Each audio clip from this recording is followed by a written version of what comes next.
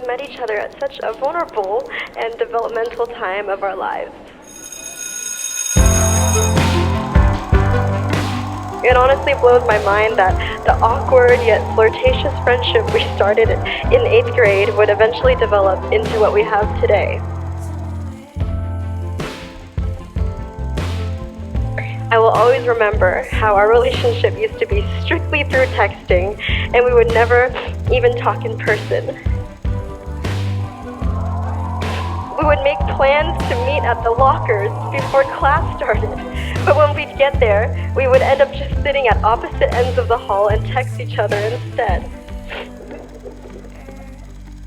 Around this time, 11 years ago, I remember standing in the hallways during our 8th grade dance, pacing back and forth, nervous to ask you to dance.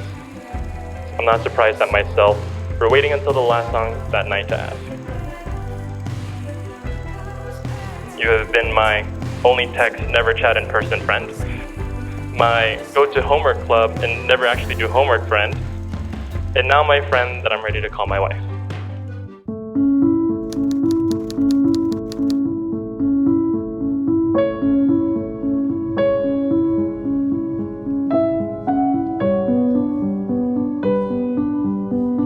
Thank you for patiently and lovingly navigating through all my extreme emotional highs and lows.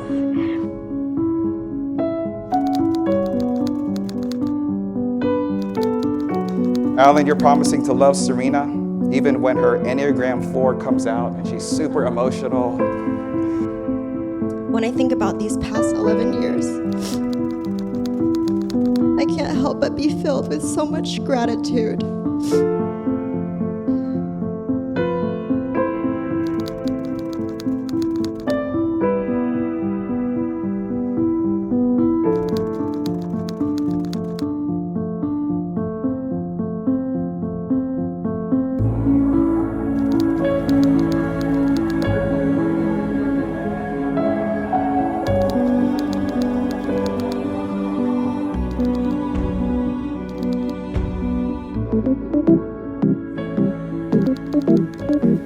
Don't mind us. There's two. Something. There's a. I found it. You found it. You found it.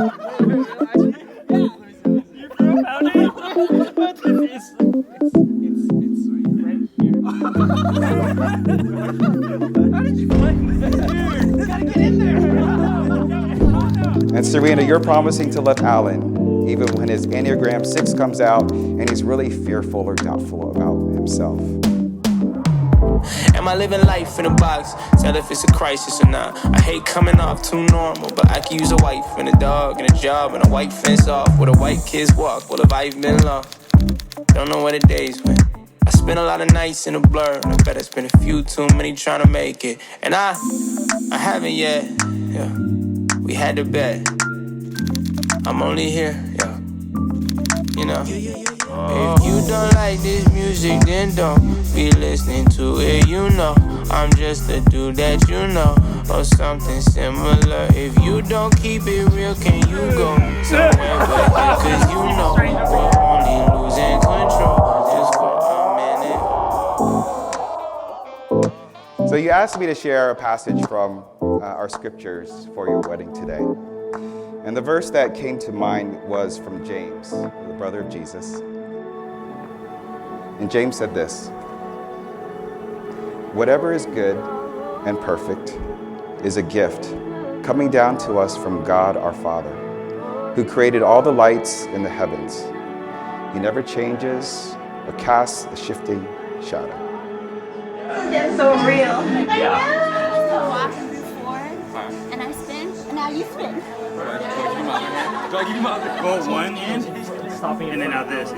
Now just do it faster. So when I read this passage, it's understandable how James describes a lot of things in life as good. But to say that some things are perfect truly are remarkable.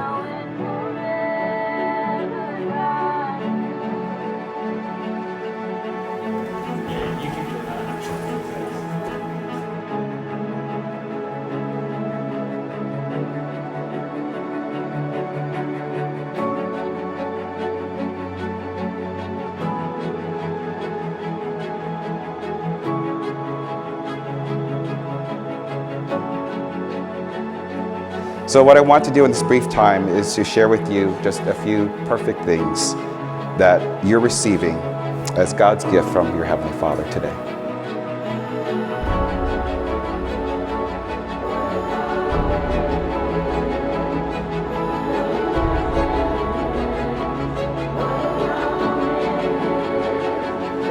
So the first gift is the gift of God Himself. God is with us in this moment. In the presence of our God, our family, and our closest friends. Before God and before our family and friends. Ready to make my commitment to you and be your husband. The intense love that you have for one another, the intense love that you feel right now, it's the same kind of love that God feels for you times infinity. We've been through many ups and downs together. Times of joy and times of pain. Times together and times apart. And through it all, we have learned so much. The second perfect gift you're receiving today is marriage. But marriage is God's perfect vehicle to hold the loving relationship for two imperfect people.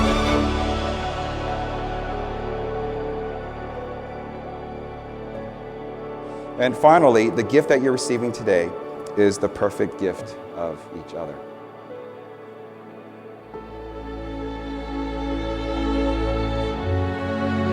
So Alan, do you promise to receive Serena as God's perfect gift for you? I do. Thank you for being crazy and silly with me and making me feel so comfortable to expose my true colors and quirks.